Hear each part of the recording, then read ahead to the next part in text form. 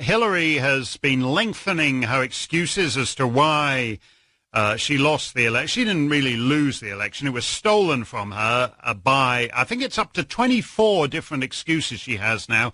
Number 24 is content farms in Macedonia. And as I said, my grandfather was a Macedonian content farmer, and we often think about, gathering on the porch and recalling the old days on the Macedonian. He never thought that the old content farmers he left behind in Macedonia would one day steal the U.S. presidential election. They are gnarled, hard-working Macedonian. The greatest writer of the 20th century was a Russian. We love to quote Alexander Solzhenitsyn for his wisdom. Wise words such as this, quote, "It can happen. It is possible. As a Russian proverb says, when it happens to you, you'll know it's true. But do we really have to wait for the moment when the knife is at our throat?" Unquote. Again, do we really have to wait for the moment when the knife is at our throat? This applies to Macedonia. This applies to much of the civilized world today. The proverbial knife is at our throat. In Macedonia, it is the continuing coronavirus epidemic, the corrupt government of Zoran Zaev and Ali Ahmeti, the continuing threats from Bulgaria, the continuing humiliation from Greece, the growing economic catastrophe, and the continued idiocy of the Western embassies and institutions and their own threats toward Macedonia. In the rest of the civilized West, it is the continuing coronavirus epidemic, the demands by the mob to tear down Western civilization, quite literally we might add, the attacks by the mob on everything that is sacred, and the refusal of leaders to stand up to the mob, and much, much more. It is happening all around us. The failed French Revolution of 1789 is producing modern Robespierres all around us. And we know how that ended. We'll discuss all of this and more in this episode of the Macedonian Content Farmers Podcast. I'm Jason Miko, coming to you from the foot of the still-burning Catalina Mountains in Oro Valley, Arizona. And this is Cvetin calling in from the world COVID capital, Skopje, Macedonia. What are the numbers today? 5 dead and a little over 100 newly infected. The hospitals are overflowing. We had up to, I guess, 100 patients in the most difficult wards, the difficult cases in the 2 hospitals which are set aside for this in April, when we all thought it's like the peak in the mid and late April. Now it's 230, so from 100 to 230. Deaths, yesterday was the worst day for deaths. There were 11 deaths. That's the worst so far, worst daily toll so far. And just point of reference, today we're recording this on Sunday, June 21, Father's Day. Happy Father's Day to you. Thanks. Yesterday was June 20th, the official start of summer. You had the highest death toll. You said 11, I think? Yeah, 11 was the worst. And we've gone to almost 200 newly infected cases a day. Today is a Sunday when we're recording, so I guess less testing over the weekend. So 100 were detected new cases, but in other days, over the past 2 weeks, we had up to 200. And you have elections in less than a month, July 15. I think we took last week. I was out of town visiting some friends in Minnesota, so we didn't do a podcast. So we did this 2 weeks ago. Burning some targets.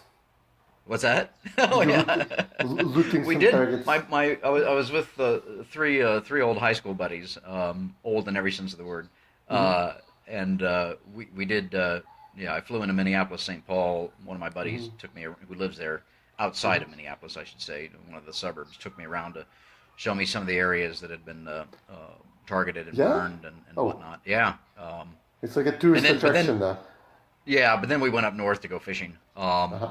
So anyway, all to say that we skipped last week with the podcast, and 2 weeks ago when we did episode 75, we didn't have a date on the elections. Now we do, July 15, and in the middle of a coronavirus epidemic and all the other trouble in the world. Elections. So we got, and I think 2 weeks ago when we did this, Ali Ahmeti opened his big fat mouth and started demanding that the next prime minister be an ethnic Albanian. But now he's running around saying that the next prime minister has to be an ethnic Albanian. Where he comes up with it, he's smoking dope or something, which wouldn't surprise me because Dewey, which came out of the National Liberation Army, so-called, was the NLA was a known trafficker in women, girls, drugs, guns, etc. So it wouldn't surprise me if he's smoking dope or something stronger. But he's demanding that the next prime minister be an ethnic Albanian.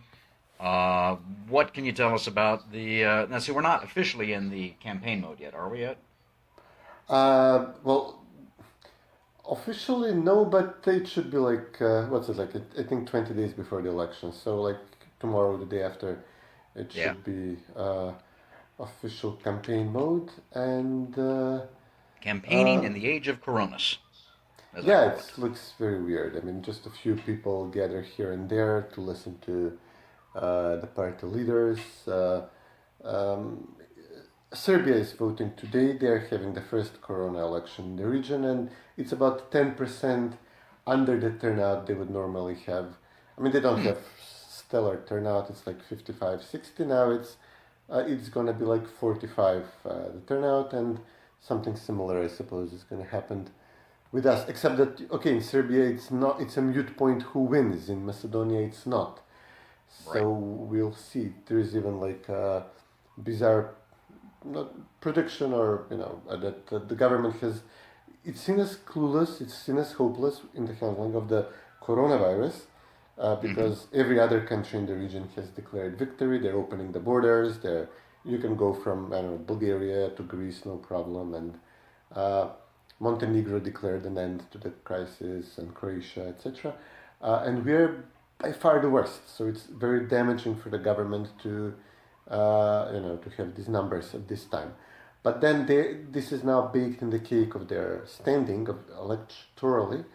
Now for them, it's politically, it's probably even better that the numbers stay bad, and I guess you can influence this by over-testing or under-testing, because, they're not going to be made to look more competent in the next 20 days, but they can discourage more and more people from voting, and I guess they assume that all the independents, all the soft voters who maybe believed Zaev, believed Katica Janeva in 2016 are now so thoroughly disgusted by them that they would be voting VMRO or for some of the protest parties.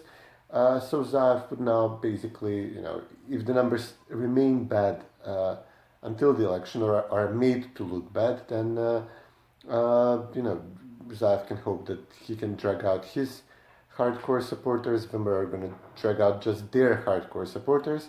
And Zaev hopes that he can do something with, ballot stuffing in the Albanian districts, bribing the Roma voters, which is going on massively, bribing the public administration. So he hopes that he can win, or at least lose by a smaller margin in a low turnout election. So this is his plan right now. Interesting. And on top of that, we've got the continuing scandals. Last week, both Katica Janeva and Boki 13 were sentenced. Katica to 7 years in prison, Boki to 9 years in prison. And there was a pretty dramatic scene when Boki 13 was speaking before the court and basically said, if you want to know where to find the money, it's with Zoran Zaev and his brother Vice, at which point the two policemen around him stood up to quickly escort him out of the room. Now he's finally saying that he wants to talk. He wants to talk to one of the prosecutors, I believe. And there's another trial that he's involved in coming up. Correct? Yeah, it's going to start before the elections. It's racket 2. It involves some SDSM officials as well, not only Boki. It involves Frosina Reminski. Oh my goodness. Okay, right. So you've got that. You've got the Ali Ahmeti and his shenanigans. You've got coronavirus. You've got this morning there was apparently a bombing of the VMRO vice president's home, or no, one of their businesses. Yeah, it's a bakery. Okay. Uh, And yeah, what it's what? bad. It's looking bad. Definitely. Where to begin? I mean, it's so Yeah, much well, yeah, I know. there. So Uh, as we stated in the started in the monologue, the knife is. Do we have to wait for the moment when the knife is at our throat, as Alexander Solzhenitsyn mm, said?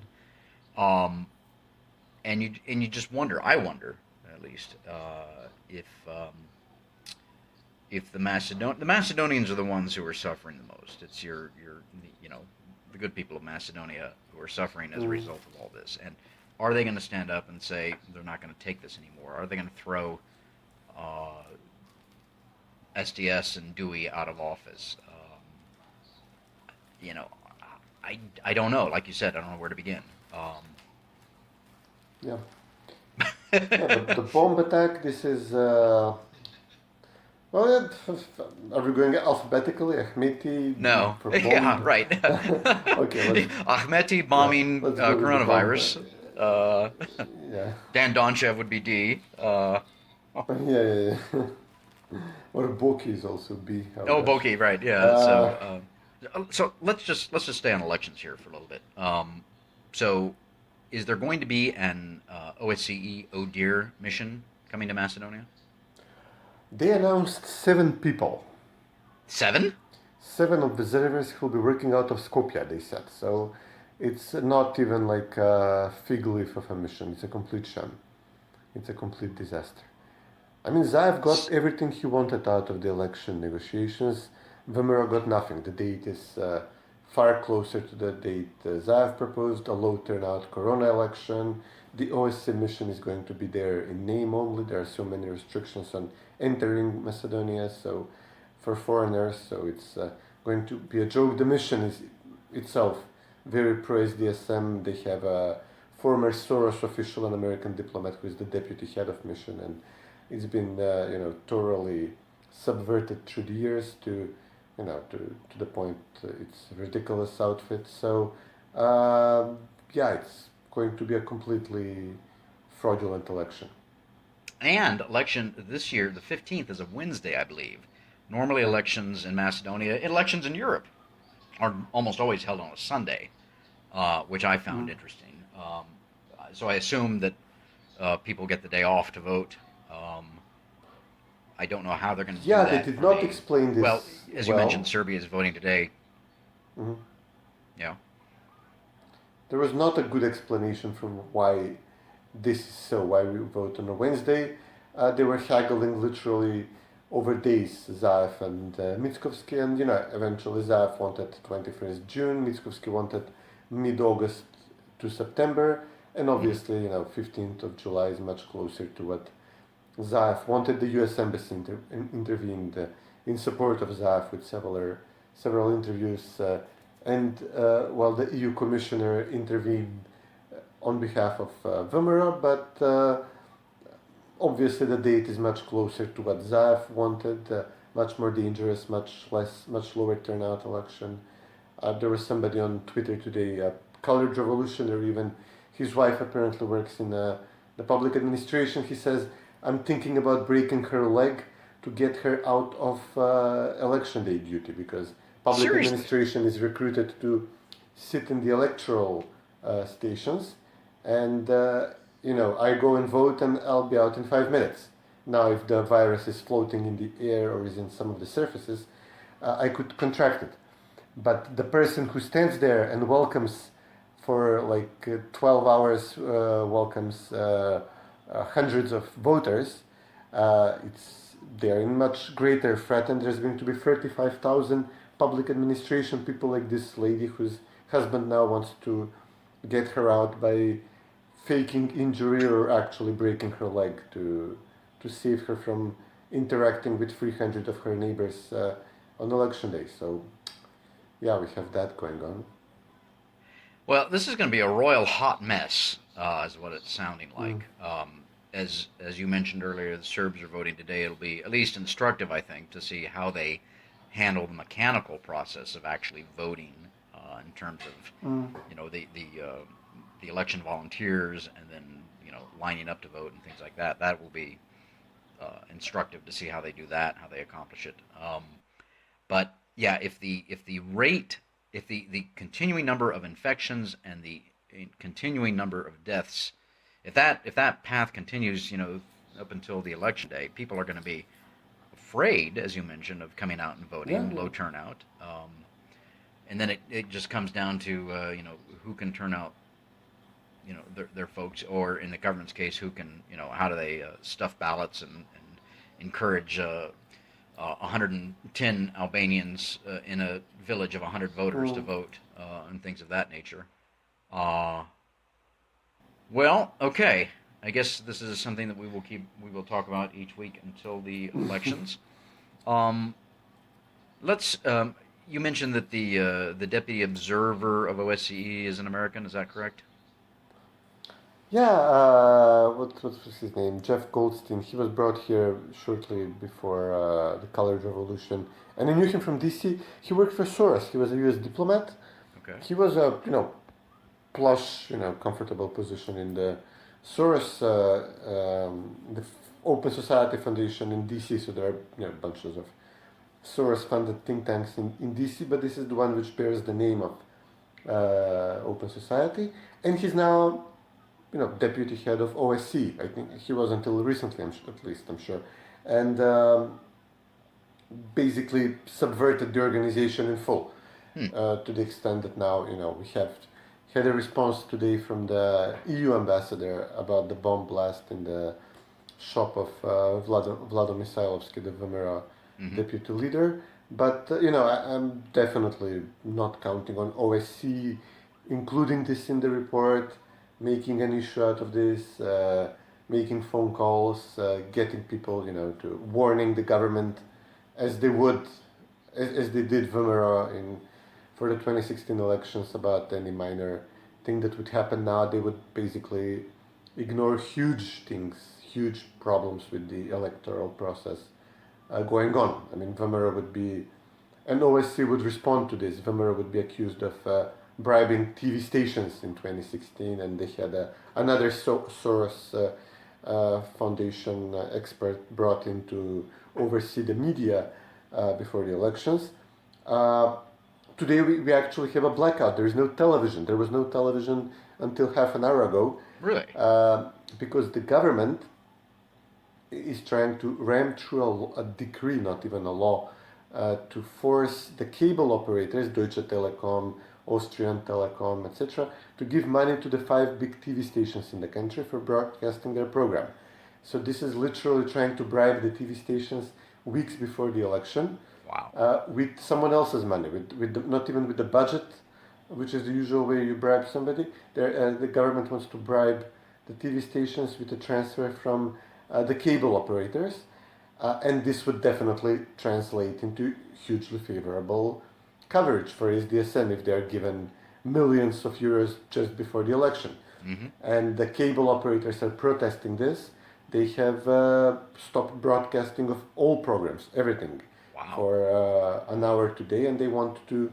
So we may have elections without television, the way things are going, and I mean OSCE would be screaming bloody murder if something like this happened during VMRO. But now they're like, yeah, who cares? We may have 7 foreign observers and 7 foreign observers. Well. Wow. Hey, you're in NATO, so that makes everything right. That makes everything better. That makes everything good. So, did Goldstein? Did he happen to graduate from Yale or Georgetown? Do you know? You know where I'm going with this. No, we had the Yale Mafia here. Yeah, we had the Yale Mafia with Wicker and Bailey here. Well, and that's friends from Yale. Yeah, I saw your tweet this morning, and I was actually thinking about it last night. And so, let's transition slightly to the global mob, the mob, as Douglas Murray pronounces it. So Yale University, where, of course, and Georgetown, where probably upwards of 70-80% of the State Department employees graduated from. And Jess Bailey, the former U.S. ambassador, Phil Rieker, the former U.S. ambassador to Macedonia, both graduated from Yale. Yale, of course, is one of the elite schools here in America. Old, very old, prestigious school. But obviously, like many things, Yale is named after a human being. It's named after Elihu Yale, who was a slave trader. Georgetown, likewise, while it was established, I believe, by the Jesuits, at one point in their history, they had slaves and they had to sell them, some of the slaves, to raise money for the school. So Kate Burns, the current U.S. ambassador, is a graduate of Georgetown. So all these U.S. ambassadors have graduated from schools that have a history tied to slavery. And in the current atmosphere in the West, where the little boys and girls who are actually adults that are playing Robespierre and the French revolutionaries are running around tearing down statues of George Washington and Winston Church and spray painting statues of Winston Churchill over on your side of the Atlantic, and taking over blocks of downtown Seattle and declaring it to be cop free, and defund, and this whole campaign to defund the police, which when you ask the, I'm using air quotes here, the more level-headed leftists, they say it doesn't mean defund the police. But then when they say that, then all the radicals say, oh yes, no, it does mean defund the police. So you have this whole effort, push, movement by the mob, and that's all these people are, is the mob, to tear down the entire edifice of Western civilization. Now, Western civilization is, was there slavery in America? Was there slavery in the UK? Yes. For most of human history, slavery has existed in one form or another. But the move to abolish slavery started in the UK largely, and the UK abolished slavery, and then over here in the United States of America, we fought a war, and we paid in blood with 600,000 dead to eliminate slavery. Are we perfect? Of course not. But I am really pissed off and sick and tired of the mob running around saying that America is a racist nation. No. Is there racism in America? Yes. Is America a racist nation? No. There is no systemic or institutional racism in America. Going back to what we started with, Alexander Solzhenitsyn, he said, the line dividing good and evil does not run through institutions, but through every single human heart. Yeah. The issue is people, it's individuals. It is not the system, it is not the institution. Is there room for reform? Sure, let's have that conversation. Are there things that can be done in police departments, etc.? Yes, absolutely. But to tear the whole thing down, which is exactly what the French revolutionaries tried to do in 1789, and we all know how that ended, is madness. But this is what the mob is doing. So going back to, sorry, I'll stop my rant here. Going back to Jess Bailey and Phil Reeker and Kate Burns of Yale and Georgetown, I'd love to. I know that I already know the answer to my question, but I'd love to see them repent of their sins, which I'm being facetious because I don't believe that. But they're running around with Pride Month. At least Kate is right now, lighting up my embassy in the rainbow colors, and yet she's not going to talk about this. Is there now? I already know the answer to this question too. There's no defund the police movement in Macedonia. No. By the way, I googled Jeff Goldstein. Yes, Yale University. So while you were ranting, I googled that. And obviously the seminal book on conservatism, God and Men at Yale started. Exactly. Yes. By pointing out all the problems with this particular faculty and university, and how it's going to destroy civilization at some point. And I guess we got to that point. Yeah. Well, and again, for the record, in case some people might be confused, I am not advocating renaming Yale or Georgetown because of their past association with slavery. That's just, actually, this is something I've been thinking about a lot, and I'm going to switch subjects slightly. But I've read the entire Bible a couple times, and I read parts of the Bible every day. And one of the things that I love about Scripture, both the Old and the New Testament, is how God used both ordinary people as well as real failed people to accomplish his purpose. All of the patriarchs of the Jewish nation, starting with Abraham, all had some sort of major problem. I mean, Abraham's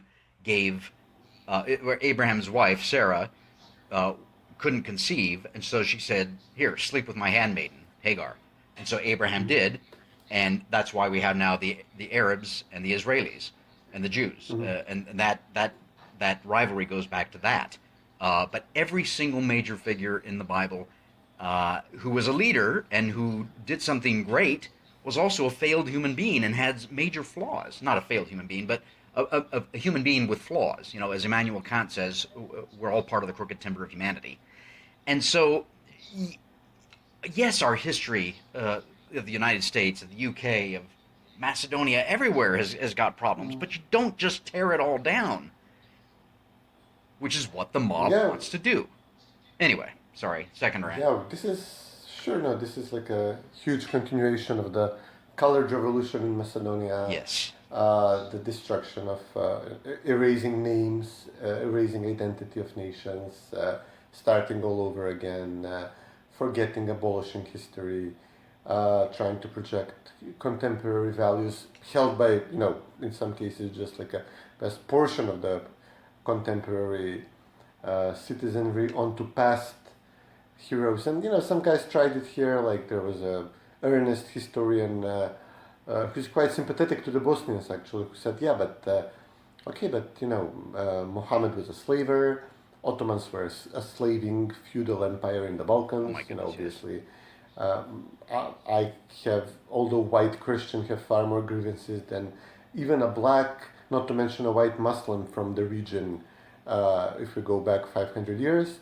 But the guy says, well, there is no monuments. The Ottomans were not in the habit of building equestrian statues to them sultans, but they did build something, and that something is mosques, often on top of churches seized from the Christians and then turned into mosques. So they have the name of the biggest, the most beautiful mosque on European soil, I guess, is in Edirne, Adrianople, the Sultan Selim Mosque, Selimia. And, even by Turkish standards, even in Turkey, people want to ban Selim as brutal toward religious sects within Islam. The guy said, well, are the former slaves of the Ottomans right to tear down mosques? And speaking of Bosnia, a bunch of them did during the war there. Right. So we're having a very interesting discussion here, just like a bizarre, much grander scale dispute of the Macedonian name issue, statue of Alexander. Does he deserve a statue? Should there be a plaque underneath it explaining his historical context? Except that here we were not trying to abolish history in full, Macedonian conservatives and Greek ones. We were arguing over turf, or over property. So we accept the principle that this is how you structure a state. You have a nation founding myth, which binds the people together, people of a similar, of the same religion and ethnicity and race, of course. And you build a nation state as a stable unit of some cohesion here. So Greeks did not demand that we tear down the statue on anarchist or anti-civilizational reasons. They wanted this done as a turf war between two nation states. But there were quite a few leftists on our side, which were supported by the Greeks, by the U.S. Embassy, by by regional nationalists who used them as useful idiots, who would be sent out to claim, well, why do we have a statue of a conqueror who did nothing good but kill tens of thousands of people in Tyre, and what have the Macedonian imperialists ever done for us? And some on the Greek side, leftists like the mayor of Solun, he would come. He's total lefty. He's a total colored revolutionary in Greek terms.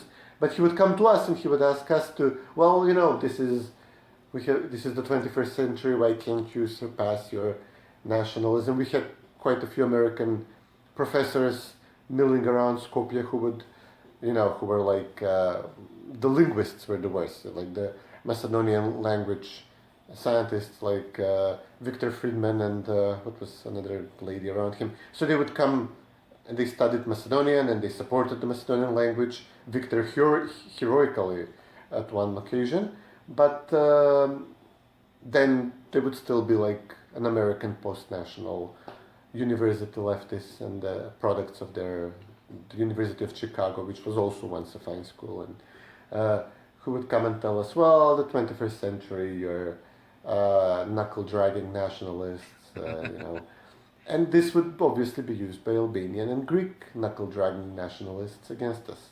Right. These useful left idiots, just like in the US, you abandon your own history, your own heroes, your own nation founding myth. It's not going to be replaced by post-national utopia, but just the identities of the migrants you have now, or the First Nation, what you call them, Native Americans, or the Latino identity, if they manage to skip this stage of Talibanism in your country, your American identity is going to be replaced by these competing Balkanized identities. It's not going to be like a strong post-national identity, because that's never been done before.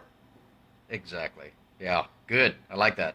It wasn't quite a rant. It was a rant, but it wasn't. You didn't yell enough like me. Well, I had time to, I guess, absorb my anger. Yeah. I wanted to ask you, because on the statue there of the warrior on a horse there on the Ploštad in Skopje, I remember last summer, I think, the government put up a little plaque at the bottom saying that this is Hellenic history, yada, yada, yada crap. And that was taken down shortly after that. Has it ever been put back up? No. Good. Yeah, Rod Dreher, who we have talked about before on this podcast, has a new book coming out this fall called Live Not by Lies, which is a reference, again, to Alexander Solzhenitsyn. But he had an article this week in which he talks about the idea of memory and identity. And that's something that we've both talked about a lot. I've written about a lot. I'm going to write about it again.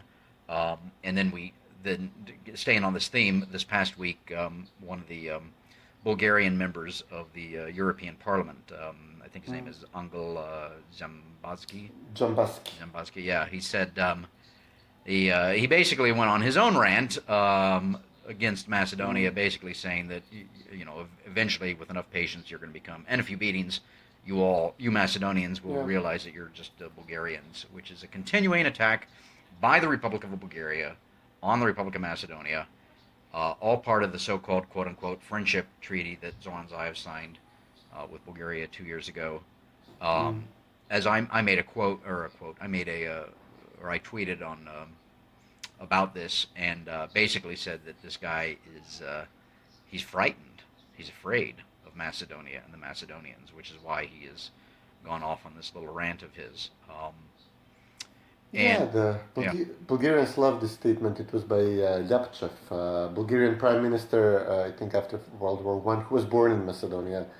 That's one of their problems they're going to face, that once we are in the same state, we end up usually running the state. So that's one of the issues Bulgarians have.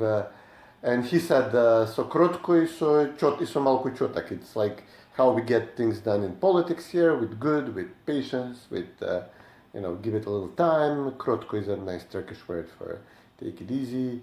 And then with a few select beatings here and there. But it really annoys Macedonians when they use it. But again, like Ahmet's announcement that we are going to have an Albanian prime minister after the elections. Also comments from Bulgarian defense minister Katica Janeva, who said, "Kada teklo pakte teče," where waters have flown, waters will flow again, which is again, we were one country once, we're going to be one country again, and this Jambaski. These are, to me, these are understandable and reasonable and rational nationalisms. And, I want the same for my country, but we have a turf war with Albania and increasingly, unfortunately, Bulgaria and obviously Serbia and Greece. And they're using the Macedonian colored revolutionaries who have weakened Macedonian national identity by bringing Zaev in charge of the country. And this obviously encourages rational nationalism on the side of our neighbors, and it's, by the way, completely eroding relations between Macedonians and Bulgarians at this point, because we don't want this said to us.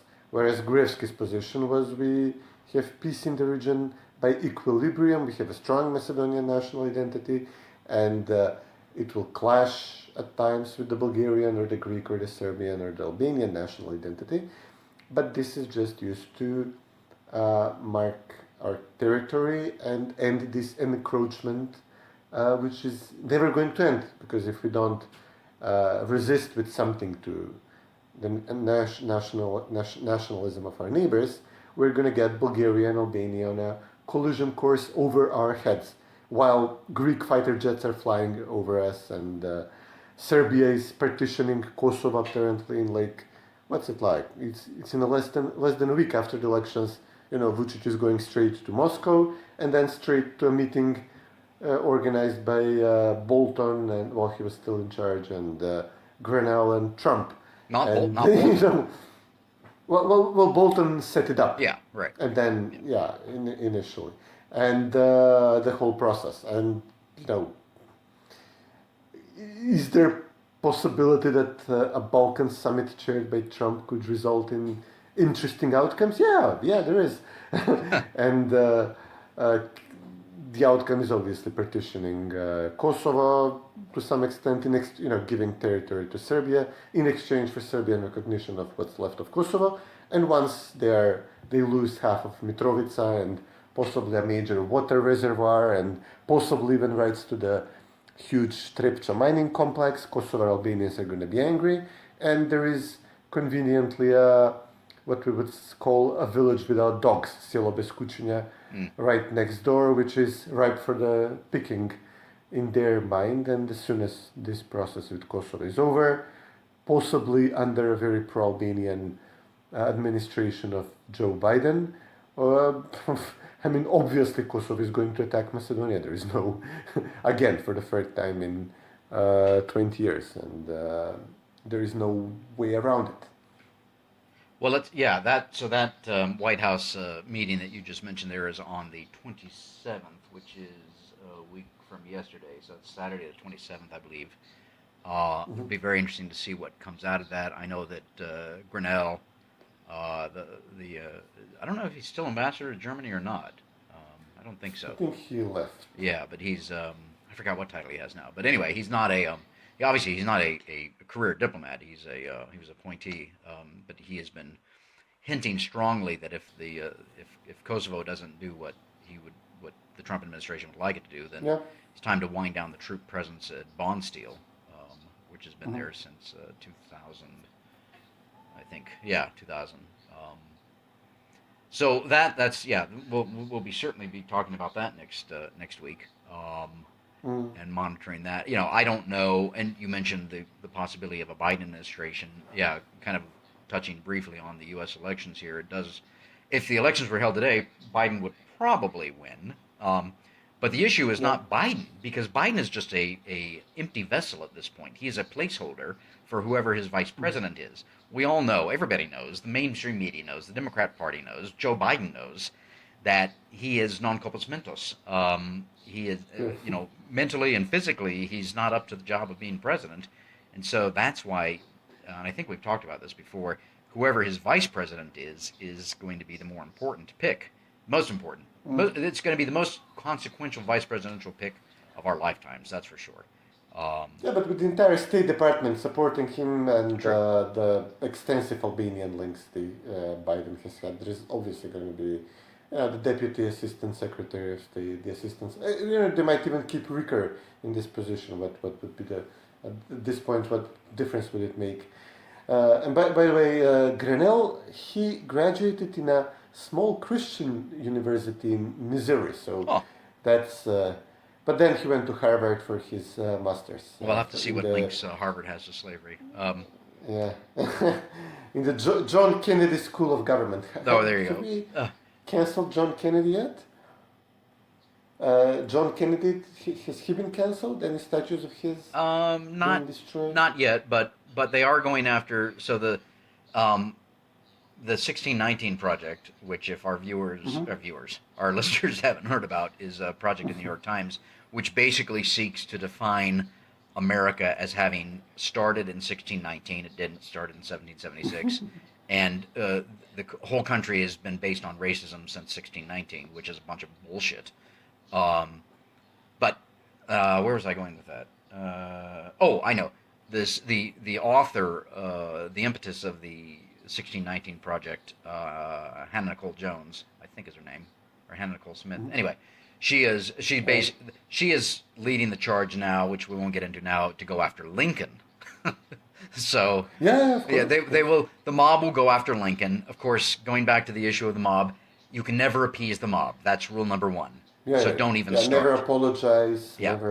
Never break eye contact. Yeah, Just keep a stick and what was it like? It was something like definition of diplomacy: sweet talking the dog while with your right arm you're feeling for a stick. Exactly right. Yeah. Hit it on the head. Yeah. But going back to a Biden or whoever's vice president of his administration, I did read an article before we got on the phone here. Elliot Engel, who is the chairman of the House Foreign Affairs Committee, or is it Foreign Relations? I can't remember. But probably the biggest supporter of all issues Albanian in the United States House is facing a very tough primary race in New York.